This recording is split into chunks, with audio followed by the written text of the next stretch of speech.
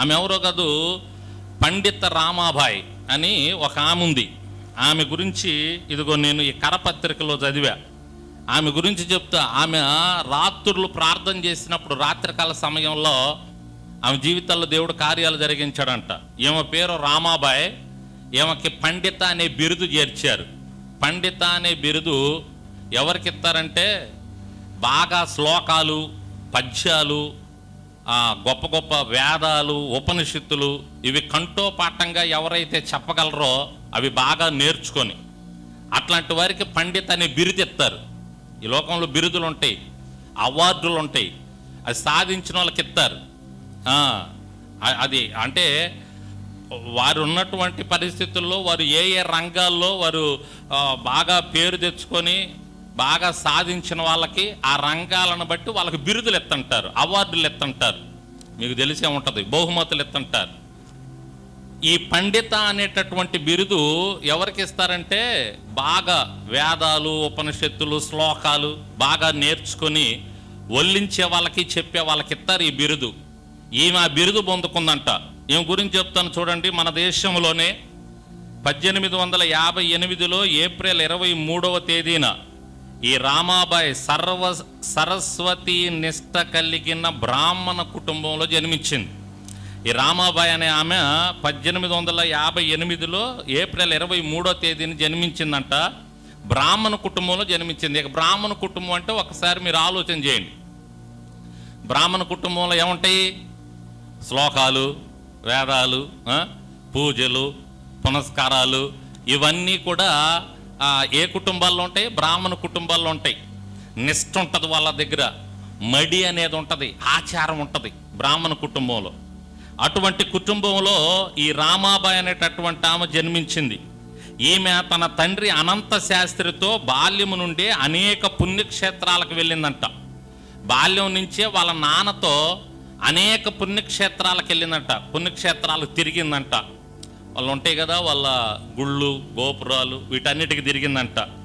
ఆ తర్వాత 12వ సంవత్సరమునందు 18,000 శ్లోకములు కంఠోపాఠముగా చెప్పగలిగినందున ఈమెకు కూడా పండితులు పండిత అనే బిరుదు ఇచ్చారంట. ఇందాక చెప్పాను కదా నేను, ఈ పండిత అనే బిరుదు ఎప్పుడు ఇస్తారు? బాగా శ్లోకాలు, వేదాలు ఇవన్నీ చెప్పినప్పుడు. ఏమంట, 18,000 శ్లోకాలు నేర్చుకొని. ఎన్ని వేలండి? 8,000? 18,000. 1800 కాదు, 18 కాదు, 180 కాదు, 1800 కాదు, 18,000 శ్లోకాలంటే ఒక్కసారి ఆలోచన చేయండి. ఎన్ని సంవత్సరాల వయసు? ఏమో 12 సంవత్సరాల వయసులోనే. 12 సంవత్సరాలంటే ఏముందండి? బుడ్డీలు ఆటలు ఆడుకుంటుంటారు చిన్నపిల్లలు, ఆ వయసు ఇది. అదే కప్పగంతులు, బుడ్డీల ఆటలు, తొక్కుడు బిల్ల ఈ ఆడుకునే వయసులో ఈ అమ్మాయి వాళ్ళ నాన్నతో ఎన్నో పుణ్యక్షేత్రాలు తిరిగి అప్పటికే 18,000 శ్లోకాలు చెబితే పండితులు బిత్తరపోయి ఈమెకి పండిత అనే బిరుదిచ్చారు. అక్కడ నుంచి ఈ రామాబాయికి వాళ్ళ ఇంటి పేరు పోయింది, పండిత అనేది చేరింది. ఇప్పటికీ కూడా అందరూ పండిత రామాబాయి అంటారు. మేము చదువుకునేటప్పుడు తెలుగు పుస్తకాల్లో కూడా ఉండేది ఆమె గురించి. ఈమె 18,000 శ్లోకాలు బాల్యంలోనే చదివింది. అయితే అయిపోయిన తర్వాత బాల్యంలోనే ఈమె కొంచెం ఎదిగిన తర్వాత తల్లిదండ్రులు చనిపోయారు. ఈమె సోదరుడు కూడా చనిపోయాడు. ఏదో అనారోగ్యం వలన సోదరుడు కూడా చనిపోయాడు. ఇలా చనిపోయిన తర్వాత ఈమెకి వివాహమైంది. వివాహమైన తర్వాత వివాహం చేసుకున్న 2 సంవత్సరాలకే భర్త కలరా వ్యాధికి గురై చచ్చిపోయాడు. భర్త కలరా వ్యాధికి గురై, చూడండి, కుటుంబం మొత్తం చనిపోయారు. తల్లిదండ్రులు చనిపోయారు, సోదరుడు చనిపోయాడు. వివాహం చేసుకున్న 2 సంవత్సరాలకే భర్త కలరా వ్యాధి వచ్చి, ఆ రోజుల్లో కలరా వ్యాధి వచ్చింది. మీకు తెలుసో లేదో, కొన్ని వందల సంవత్సరాల క్రితం. అది చాలా భయంకరమైనటువంటి వ్యాధికి. ఇప్పుడు మనకి అదేంటి, ఇప్పుడు ఏమొచ్చింది? కరోనా లాగా అన్నమాట ఆ రోజుల్లో. అది కరోనా కన్నా వ్యాక్సిన్ అది ఇది కనిపెట్టారంటే ఇప్పుడు కొంచెం టెక్నాలజీ బుర్రలు పెరిగినాయి కాబట్టి వ్యాక్సిన్ అవన్నీ వచ్చేసినాయి, మందులు. కలరాకి ఎప్పటికీ సరైన మందు లేదు. అటువంటి భయంకరమైనటువంటి తెగులు వచ్చింది. అది 100 సంవత్సరాల క్రితం మన ఇండియాలో.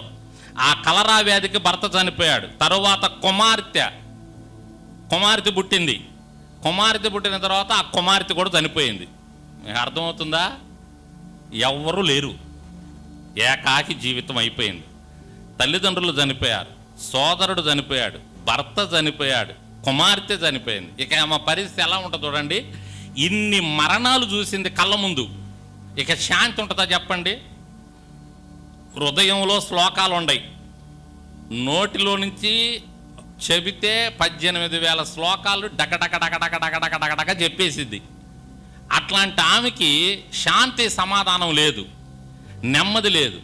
ఇన్ని పుణ్యక్షేత్రాలు తిరిగాను నేను, ఇన్ని గుండ్లు గోపురాలు తిరిగాను, ఇన్ని శ్లోకాలు ఇన్ని వేదాలు నేను చెప్పగలను. నాకు పెద్ద బిరుదునిచ్చారు పండితులు, పండిత అని, పండిత రామాబాయి అని. ఇంత చేయగలిగినటువంటి నేను, ఇంత చేసినటువంటి నేను, నాకు శాంతి లేదేంటి, సమాధానం లేదేంటి, కళ్ళ ముందే ఈ చనిపోవటం ఏంటి, నా కుటుంబం మొత్తం చనిపోవటం ఏంటని చెప్పి తీవ్ర ఆందోళనకు గురై ఈమె కూడా చచ్చిపోదామని నిర్ణయించుకుంది. ఇక ఈమెకు మాత్రం చావు రాట్లా. కుటుంబంలో అందరికి చావు వచ్చింది, అందరూ చచ్చిపోయారు, కానీ ఈమెకు చావు రాట్లా. ఏంటబ్బా ఇక నేను చనిపోదామని ఆమె ఒక తీర్మానం తీసుకుంది. అటువంటి టైంలో, ఆ సమయంలో అనేక మత గ్రంథ సారాంశం బాగుగా ఎరిగియుండి మనశ్శాంతి లేనిదై జీవితంపై విరక్తి చెంది ఉండిను. ఆ సమయంలో ఈమె కూడా చచ్చిపోదాం అనుకున్న సమయంలో ఇంగ్లాండ్ దేశమునకు వెళ్ళింది. ఒక స్నేహితుడి ప్రోద్బలంతో ఇంగ్లాండ్ దేశం వెళ్ళింది. ఇంగ్లాండ్ దేశం వెళ్ళిన తర్వాత అక్కడ చెల్టోన్ హోమ్ అనేటటువంటి సోదరులు, అంటే ఒక రోమన్ క్యాథలిక్ చర్చ్ టైపు, అవి కూడా అక్కడ సోదరులు ఉంటారు, ఈ సిస్టర్స్ ఉంటారు. ఈ సిస్టర్స్ ఈమెని ఎరిగి మనశ్శాంతి లేకుండా, నెమ్మది లేకుండా ఉందని చెప్పి ఈమె దగ్గరకు వచ్చి ఈమెకి దేవుని మాటలు చెప్పారంట, యేసయ్య మాటలు. ఈమె ముందు నిరాకరించిందంట. అమ్మ, మీరు యేసయ్య అని అంటున్నారు, యేసయ్య మాటలు చెబుతున్నారు, నేను నోరు తెరిచానంటే 18,000 శ్లోకాలు చెబుతాను మీకు. మాకు 3 దేవతలు ఉంటారు, దేవతలందరి గురించి చెబుతాను, దేవుళ్ళు అందరి గురించి చెప్తాను, మీరేంది యేసయ్య గురించి చెప్పేది, నాకు అవసరం లేదని చెప్పింది. మొదట ఖండించిందంట. అయితే మనోళ్ళు ఊరుకోరుగా, ఇటువంటి పరిస్థితుల్లో ఉన్న వాళ్ళని ఎలా అయినా బలపరచాలా, వాళ్ళని ఎలా అయినా ఆదరించాలా, వాళ్ళని ఆ పరిస్థితుల్లో నుంచి బయటకు తేవాలా. ఈమె ఏ పరిస్థితుల్లో ఉంది? కుటుంబం అంతా పోగొట్టుకున్న పరిస్థితుల్లో ఉంది కదా. ఈమెను ఎలాగైనా బయటకు తేవాలని చెప్పేసి వాళ్ళు పదే చెప్పగా, దేవుని మాట వింటూ ఉండగా విశ్వాసంలో బలపరచబడతాం మనం. దేవునికి స్తోత్రం చెప్పండి, గట్టిగా చెప్పండి, హల్లెలూయా. వినగా ఆమె ఒకసారి ఆలోచన చేసిందంట, ప్రార్థన చేసుకుంటే పోలా, అసలు ఏంటో చూద్దాం అని ఆమె ప్రార్థన చేసుకుంటూ ఉండగా యేసుక్రీస్తు వారు ఆ రోజు రాత్రి సిలువలో వేలాడినటువంటి దృశ్యం కనపడిందంట ఆమెకి. దేవునికి స్తోత్రం.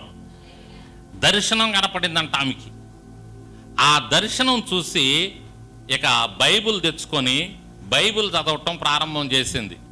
ఇక బైబిల్ చదువుతూ ఉంటే ఈమె చదివినటువంటి శ్లోకాలు ఏ అయితే ఉన్నాయో, 18,000 శ్లోకాలు, ఆ శ్లోకాలకు సంబంధించినటువంటి నిజమైన గురువు యేసయ్య అనేది అర్థమైంది ఆమెకి.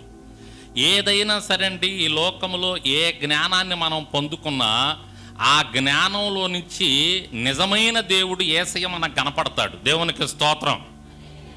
తెలుసుకుంటే, సత్యాన్ని తెలుసుకోకపోతే ఆ లోకంలో, ఆ శ్లోకంలో ఉన్నవాళ్ళు మనకు కనపడతారు, పెద్దలు చెప్పిన వాళ్ళు కనపడతారు. కానీ నిజంగా సత్యం ఎరిగితే, యేసయ్య దర్శనాన్ని పొందుకుంటే, ఆ శ్లోకాలలో ఉన్న దేవుడు రాజులకు రాజు, ప్రభువులకు ప్రభు ఎవరో చెప్పండి గట్టిగా, ఎవరో యేసయ్య కనపడతాడు, అర్థమైపోద్ది. ఈమె ఆల్రెడీ ఇన్ని వేల శ్లోకాలు చెప్పింది కదా, ఈమెకి అర్థమైపోయింది, ఆహా ఈ శ్లోకాల్లో ఉన్న దేవుడు ఈయన.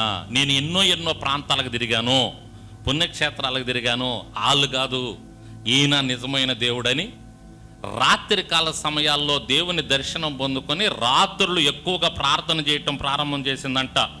ఆ తర్వాత ఇంగ్లాండ్ నుంచి వచ్చింది, శాంతి సమాధానం పొందుకుంది, యేసయ్య దర్శనాన్ని పొందుకుంది, రాత్రులు ప్రార్థన చేసింది, దేవుని కృపను పొందుకుంది. బొంబాయి నగరం వచ్చింది, ప్రస్తుతం ముంబై. నెల్సన్ గ్రేగ్సన్ అను బోధకుడు నేను క్రీస్తుతో కూడా సిలువ వేయబడి ఉన్నాను అనే అంశం మీద చేసిన ప్రసంగం ఆమెను ఎంతగానో కదిలిచ్చింది. పరిశుద్ధాత్మ శక్తి, ప్రసన్నత ఆమెకు లభించింది. తద్వారా యేసుక్రీస్తు మూలంగా నేను రక్షించబడ్డానని, ఏ సందేహం లేదని నమ్మి బాప్తిజం పొందింది. దేవునికి స్తోత్రం. ఒక బ్రాహ్మణ కుటుంబంలో పుట్టి కుటుంబాన్నంతా పోగొట్టుకొని 18,000 శ్లోకాలు చదివినటువంటి ఆమె జీవితం దేవుడు ఎలా వెలిగించాడో చూడండి, ఎలా శాంతి సమాధానం ఇచ్చాడో చూడండి. సరే, ఇదొక మెట్టు అయితే రెండో మెట్టు చెప్తున్నాను చూడండి. ఇప్పుడు అయిపోయింది. రక్షించబడిన తర్వాత ఈమె ఎక్కువగా రాత్రికాల సమయాల్లో ప్రార్థన చేసుకుంటూ ఉండేదంట. ఏం చేసుకుంటూ ఉండేది? రాత్రులు ప్రార్థన చేసుకుంటూ ఉండేదంట. ఈ రాత్రికాల సమయాల్లో ప్రార్థన చేసుకుంటూ ఉండగా ఈమె దేవుని ద్వారా ప్రేరేపించబడి ఒక 15 మంది ఆత్మీయ పిల్లలను పెంచాలనుకుందంట. ఈమెకెటు పిల్లలు లేరు, చనిపోయారు, భర్త లేడు, ఇక పెళ్లి చేసుకునే ఉద్దేశం లేదు. కొంతమంది పిల్లల్ని తెచ్చి వాళ్ళని పెంచి వాళ్ళకి సువార్తను చెబుతూ ఆ విధంగా ముందుకు వెళుతూ 125 మందికి రక్షణాశ్రయము కల్పించి ఆ తరువాత వారిని దేవునిలో పెంచి జార్జి ముల్లర్ని ఆదర్శంగా తీసుకొని అనాథ ఆశ్రమాలు స్థాపించి ఆయన చేసిన సేవలను బట్టి శక్తి చేతనైనను బలము చేతనైనను గాక నా ఆత్మ చేతనే ఇది జరుగునని దేవుని యొక్క వాక్యం మీద విశ్వాసం ఉంచి 1889లో వెధవరాండ్రకు, జీవితంలో మోసపోయిన స్త్రీలకు, చిన్న పిల్లలకు శారదా సదన్ అనే ఆశ్రమం స్థాపించి మహారాష్ట్ర, పూణే, ఖెడ్గామి అనేటటువంటి ప్రాంతాల్లో ఈ శారదా సదన్లు స్థాపించి అనేక వేల మంది విధవరాండ్రకు, అనాథ పిల్లలకు, దిక్కులేనటువంటి వారికి, జీవితంలో మోసపోయినటువంటి స్త్రీలకు ఉపాధి కల్పించిందంట. దేవునికి స్తోత్రం. హల్లెలూయా. ఏమర్థమైందో మీకు? ఎవరి గురించి చెప్పాను నేను ఇప్పుడు? పండిత రామాబాయి. సరే, ఆమె జీవితం మీకు చెప్పిన ప్రాముఖ్యంగా చెప్పటానికి గల కారణం ఏంటంటే ఆమె రాత్రులు ఎక్కువగా ప్రార్థన చేసేదంట. హల్లెలూయా. రాత్రికాల సమయాల్లో మనం ప్రార్థన చేసుకుంటే దేవుడు మన ప్రార్థన వింటాడు. గట్టిగా స్తోత్రం చెప్పండి. 2 చేతులు ఎత్తి చెప్పండి.